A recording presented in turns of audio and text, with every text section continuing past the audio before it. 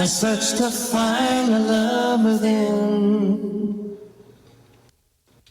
I came back to let you know. Got a thing for you and I can't let go. Wow, Bobby Caldwell, 71 years old, died in his sleep.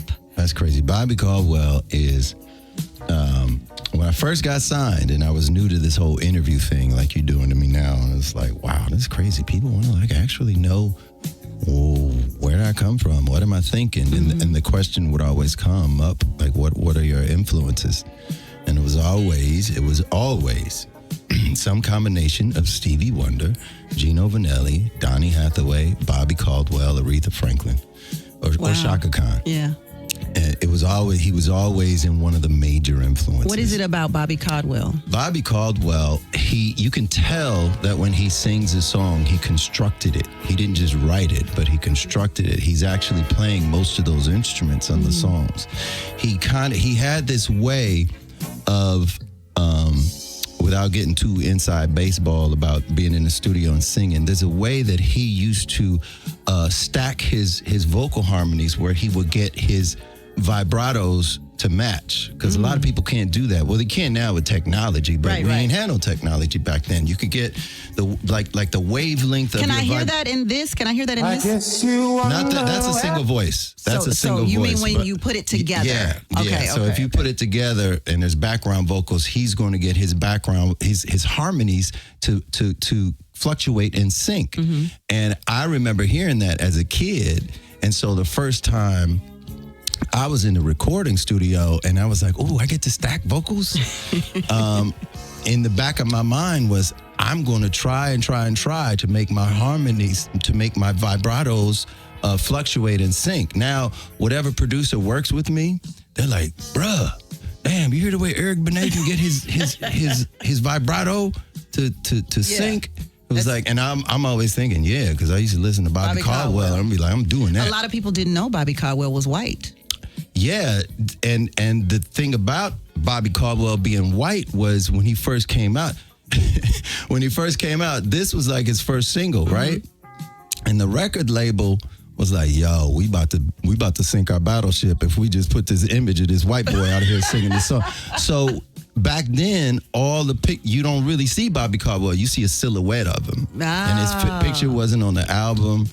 And that's interesting, because usually they did that to black artists. Right. So do you think, or do you know, that the record label literally was going for black radio? Oh, absolutely they were. They really? Absolutely were.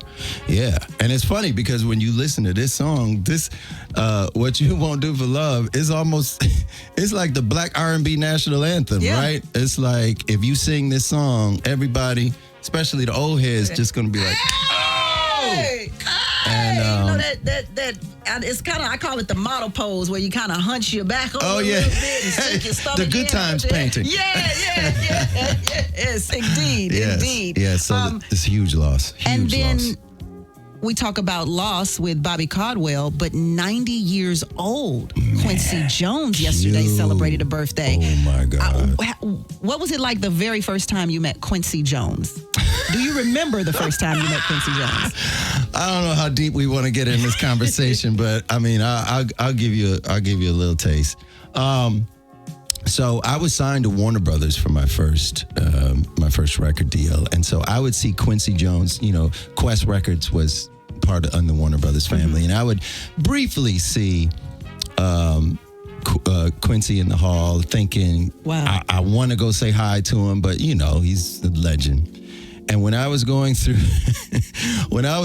my first, ooh Lord, let me take that back. When I was going through my divorce, okay, I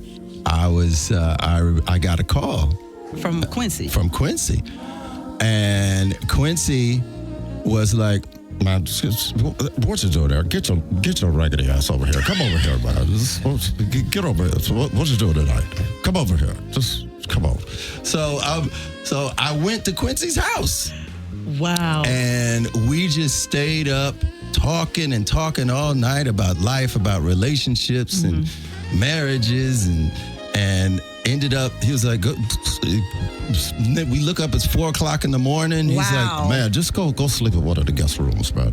So I would make almost like a habit of that. Every couple weekends, I'd go over Quincy's house, talk to him, and just stay at his house. Eric Benet. Oh my God, the Eric stories. Benet, you were not just hanging out, having sleepovers at Quincy Jones' house. Yo, it was Wow. like, it's one of those things where it's like, I can't believe this is happening to me. Does he have a dope house? Oh my God. So I went to the when this happened, this was the old house, and then he would be like, get your regular ass up. Let me take you to the new house. So he would walk Sound just like it. he would walk me over a couple, in Bel Air, all these palatial crazy estates, and he was building the new house. So I got a chance to see the new house when it was when he was building it, and Wow. went over there a couple times and had dinner and lunch and party. It's just happy birthday, Q. I love you, man. Happy birthday, Quincy Jones. Yeah. Eric Benet, thank you for chit-chatting it up with me. Every time I interview you, I have to remind people that you were my first interview when I was doing nights at KJLH. That's crazy. And I thank you for... When I used to, you got to put your mouth really close to the microphone. Yeah.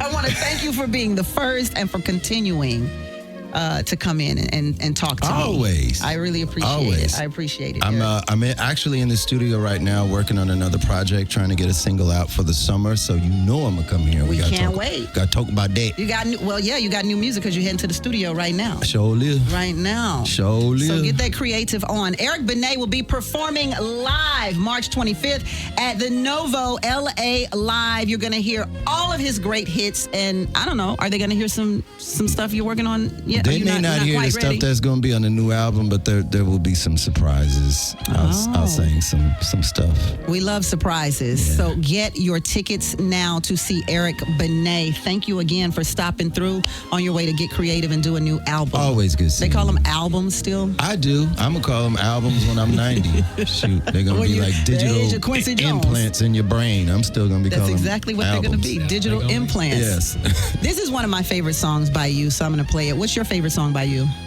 Hard to pick, but off the top of my head, one of my favorites is I Want to Be Loved. I just said I like that song, didn't I? That's not my favorite, though. This one's my favorite. Eric Benet, everybody. You can see him live March 25th at Novo LA Live. We're Radio Come on. Free.